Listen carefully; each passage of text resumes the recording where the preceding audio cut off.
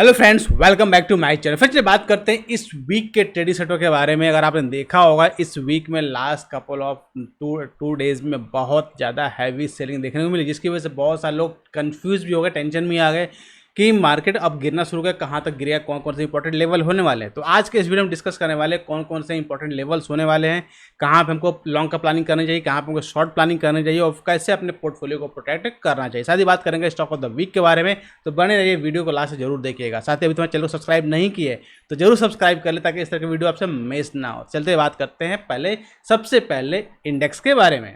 ना फ्रेंड्स, सबसे पहले बात करते हैं हम निफ्टी 50 के इंडेक्स के बारे में। अगर निफ्टी 50 के इंडेक्स को अगर बात करें और वीकली टाइम फ्रेम की बात करें, तो वीकली टाइम फ्रेम पर अगर आप देखेंगे तो बहुत ही ज़्यादा आपको बियरिश कैंडल देखने को मिलेगी। जी हाँ, बियरिश कैंडल देखेंगे आपको, बिल्कुल आपको बियरिश हैमर, बियरिश सिंगल फिंग टाइप का पैटर्न क्रिएट आपको क्लियरली विजिबल होगा। दैट मीन्स क्या हुआ, अब इतनी आसानी से जो हाई बना हुआ ये फिर से ब्रेक नहीं होने वाला है। लेकिन अगर ये हाई ब्रेक होता है तो फिर से आपका जो निफ्टी है ये कंटिन्यू कर सकता है। लेकिन जो इंपॉर्टेंट पॉइंट है कि निफ्टी कब तक कहाँ तक गिर सकता है। तो लास्ट स्विंग लो की बात करते हैं। लास्ट स्विंग लो हमारी कौन सी थी? लास्ट स्विंग लो हमारा ये था, क्लियर, और ये हाई था। अगर मैं यहाँ से यहाँ पिवट को ड्रॉ करता हूँ तो ये इंपॉर्टेंट रेजिस्टेंस का लेवल है कि कहाँ तक निफ्टी फॉल कर सकता है। तो उस केस में अगर आप देखें, जो निफ्टी का फर्स्ट एजम्पशन होता है फॉल का, वो 50% रिट्रेसमेंट एरिया, दैट इज 24,612 का लेवल आ रहा है। ये आपका फर्स्ट रिट्रेसमेंट लेवल हो सकता है। और सेकंड की बात करते हैं तो सेकंड हमारा दैट इज 61.0 और 61.8%, दैट इज 24,451 लेवल। इस लेवल तक निफ्टी को रिट्रेस कर सकता है और फिर यहाँ से अगर रिट्रेसमेंट होता है कंटिन्यू तो फिर यहाँ से फिर एक्सपेक्ट कर सकते हैं कि आप यहाँ पे लॉन्ग का पोजीशन ऑन दो वीकली टाइम फ्रेम बेसिस पे आप प्लानिंग कर सकते हैं। तो बात है वीकली टाइम फ्रेम पे कहाँ तक आपको ड्रॉप मिल सकता है। और सेम चार्ट को कन्वर्ट करेंगे डेली टाइम फ्रेम पे। तो डेली टाइम फ्रेम बहुत इंटरेस्टिंग आपको डेटा दिखेंगे।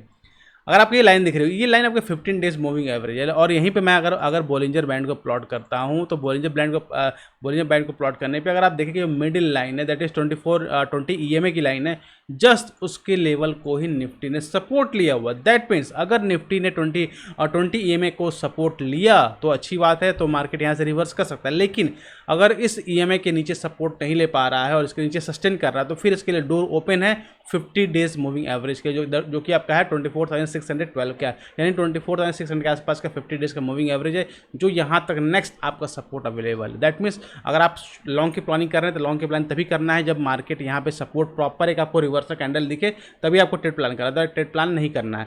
शॉर्ट की प्लानिंग कर रहे हैं तो जो लो होता है, लो हमारा कौन सा है? लो है 24,801। अगर इसको ब्रेक करता है निफ्टी तो फिर आप शॉर्ट की प्लानिंग कर सकते हैं। टारगेट आपका 15 डेज मूविंग एवरेज या 24,612 तक हो सकता है। और इसका फर्दर एनालाइज करेंगे, अगर इसका फर्दर ब्रेक होता है तो फिर से जो next support available that is 24,451 का लेवल, यहाँ तक निफ्टी आपका आ सकता है। और इस लेवल को ब्रेक डाउन करता है फिर आपको हैवी बेयरिशनेस आपको देखने को मिल सकती है। फिर आप निफ्टी जो है बोलिंजर बैंड को, लोअर बैंड को भी टच करने के लिए आ सकता है। तो ध्यान रखिए, जितने लोग लॉन्ग हैं, लॉन्ग आपको प्लानिंग नहीं करनी है अभी।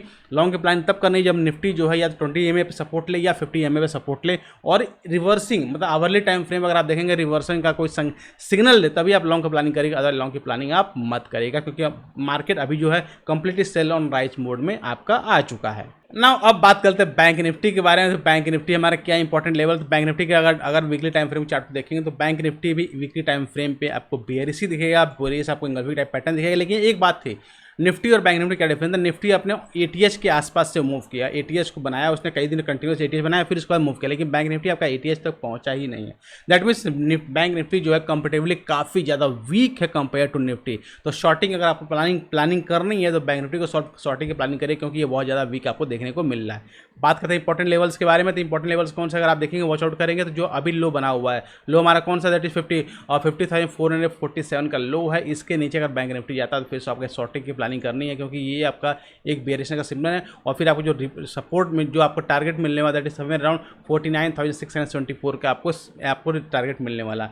और बात करेंगे इंपॉर्टेंट लेवल्स के बारे में, तो अगर इसको लेटेस्ट जो स्विंग लो ये मानते हैं इस लेवल को, तो क्लियर अगर यहाँ से हम पिवट टूल को प्लॉट करते हैं अगेन, यानी पिवट टूल काफ़ी इंपॉर्टेंट पॉइंट रिट्रेसमेंट चेक करने के लिए, तो उस केस में अगर आप देखेंगे तो जो मैंने ये आपको लेवल ड्रॉ किया था कि यहाँ तक सपोर्ट आपको मिल सकता है, दैट इज 50 रिट्रेसमेंट लेवल, 50% का रिट्रेसमेंट लेवल है। अगर इसके नीचे भी निफ्टी बैंक निफ्टी जाता है तो उस केस में आपके पास जो रिट्रेसमेंट लेवल है 61.8 जो दैट इज समवेयर अराउंड 48,854 का लेवल, यहाँ तक बैंक निफ्टी आपको रिट्रेस कर सकता है। ये आपको तीनों वैलिड पॉइंट है जहाँ तक बैंक निफ्टी रिट्रेस कर सकता है, उसके अकॉर्डिंग आप ट्रेड प्लान कर सकते हैं। लेकिन रिट्रेसमेंट करेगा तो आपको अवली टाइम फ्रेम पर वॉच आउट करेगा कि रिट्रेसमेंट का वाकई रिट्रेसमेंट के कैंडल्स हैं या केवल एक एक फेक कैंडल में कन्वर्ट हो रही है।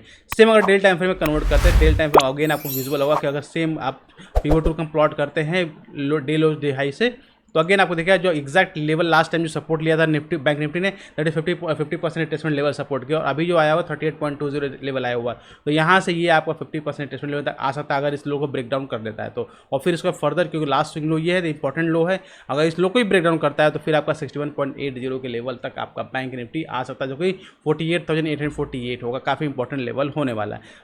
साथ ही बात करेंगे अगर मूविंग एवरेज की, तो इसने 15 डेज मूविंग एवरेज को ब्रेक कर चुका है, मतलब इसके ऊपर तक गया ही नहीं। निफ्टी तो आपका इसके ऊपर अभी होल्ड कर रहा है, 20 मूविंग आसपास है, लेकिन बैंक निफ्टी जो है हमारा 15 डेज मूविंग एवरेज के आसपास में ट्रेड, उसके नीचे ट्रेड कर रहा है। अगर यहाँ पे हम फिर से अगर बोलिंजर बैंड को प्लॉट करते हैं तो इसको अगर आप देखेंगे तो अभी भी ये 20 डेज मूविंग, जो हमारा 20 डेज मूविंग एवरेज है इसके नीचे आ चुका है। प्लस ये अगर आप देखें मूविंग जो हमारा बोलिंजर बैंड का लोअर बैंड है, ये भी हमारा 50% रिट्रेसमेंट लेवल के आसपास में है। तो दोनों ही केस में हमको यहाँ तक रिट्रेसमेंट दे सकता है अगर लो को ब्रेक करता है। तो आपको ध्यान रखना है कि आपको बाइंग की प्लानिंग बिल्कुल भी नहीं करनी है। अगर एक कोई रिट्रेसमेंट कैंडल आपको दिखता है तभी आप बाइंग की प्लानिंग करिए, अदरवाइज बाइंग की प्लानिंग आप मत करिएगा। फ्रेंड्स, ये तो बात हुई हमारे इंडेक्स के बारे में। अब बात कर लेते हैं कौन से इंपॉर्टेंट स्टॉक्स हैं जो इस वीक में धमाल मचा सकते हैं। तो सबसे पहले बात करते हैं, पहला स्टॉक है that is nectar life sciences. अगर इस स्टॉक के बारे में, छोटा सा स्टॉक है आपका, ऑलमोस्ट 51.97 का स्टॉक प्राइस है, करंट मार्केट प्राइस इसका स्टॉक का है। इस स्टॉक को आप अगर वॉच आउट करेंगे मंथली टाइम फ्रेम अगर आप देखेंगे तो मल्टी टाइम फ्रेम पे भी अगर इस स्टॉक की बात करेंगे तो बहुत अच्छी हैवी वॉल्यूम्स आपको देखने को मिल रहा है। प्लस अगर आप देखेंगे एक कैपिटल हैंडल टाइप का पैटर्न भी विजुअल होगा आपको लास्ट कपल ऑफ डे से। प्लस इससे बहुत अच्छा जो लेवल था 45 रुपीज़ का, इसने बहुत आसानी से ब्रेक किया है। जो नेक्स्ट हाई है आपका समय अराउंड है 61.37। तो अगर ये दोनों ही लेवल को, फर्स्ट लेवल तो निकाल चुका, अगर दोनों इस सेकंड लेवल को भी निकालता तो काफ़ी अच्छा इसमें आपको टारगेट प्राइस देखने को मिल सकता है। वीकली टाइम फ्रेम में बात करें तो वीकली टाइम फ्रेम में इसने ब्रेकआउट किया हुआ और डेली टाइम फ्रेम में भी इसने ब्रेकआउट किया हुआ है। तो इन दोनों केस में अगर ये सस्टेन करता है तो बहुत अच्छा इसमें रिस्क रिवॉर्ड, मतलब 20 से लेकर 25% का रिस्क रिवॉर्ड आपको इस स्टॉक में देखने को मिल सकता है। इस स्टॉक को अपने रडार पे आप जरूर रखिएगा। बात करते हैं दूसरे स्टॉक की, दैट इज लिंकन फार्मा, इसको आप कह सकते हैं, या इसको अगर मंथली टाइम फ्रेम पर अगर आप चार्ट देखेंगे तो मंथली टाइम फ्रेम पे बहुत ही अच्छा इसने ब्रेकआउट किया हुआ है। दैट इज 6 अगर आप बात करें तो 689 के लेवल से इसको ब्रेकआउट किया हुआ है। ब्रेकआउट करके ये सस्टेन करने की कोशिश कर रहा है, सस्टेन में किया हुआ है। और वीकली टाइम फ्रेम में बात करेंगे तो वीकली टाइम फ्रेम पर भी इसने बहुत अच्छा ब्रेकआउट किया हुआ, अच्छी वॉल्यूम के साथ में, क्योंकि लास्ट टाइम अगर हाई की बात करें तो हाई हमारा 26 फरवरी 2024 का था, उस हाई को इसने ब्रेक करके सस्टेन किया हुआ है। और डेली टाइम फ्रेम की बात करें तो डेली टाइम फ्रेम भी बहुत अच्छा हॉल्ट कैंडल बनाया हुआ है, यहाँ पे ध्यान रखिए हॉल्ट कैंडल बनाया हुआ है। तो अगर इस हाई को ब्रेक करता है, जो हाई हमारा है 804 का लेवल है, अगर इस हाई को ब्रेक करता है तो बहुत ही अच्छा टारगेट आपको देखने को मिल सकता है। ये स्टॉक आपका फिर 4 फिगर में भी जा सकता है, ऑलमोस्ट 1062 का आपको टारगेट आपको देखने को मिल सकता है। तो इस स्टॉक को भी अपने रडार पे आप जरूर रखिएगा। तो गाइस, ये थी डिटेल एनालिसिस इस वीक के ट्रेडिंग सेटअप के बारे में। आई होप आपको वीडियो अच्छी लगती है, इसके लिए एक लाइक जरूर बनता है, साथ ही जितना हो सके अपने फ्रेंड्स के पास जरूर शेयर करें। गाइस, मिलते हैं नेक्स्ट वीडियो में, नेक्स्ट एनालिसिस है। Till that be fearless, live fearless.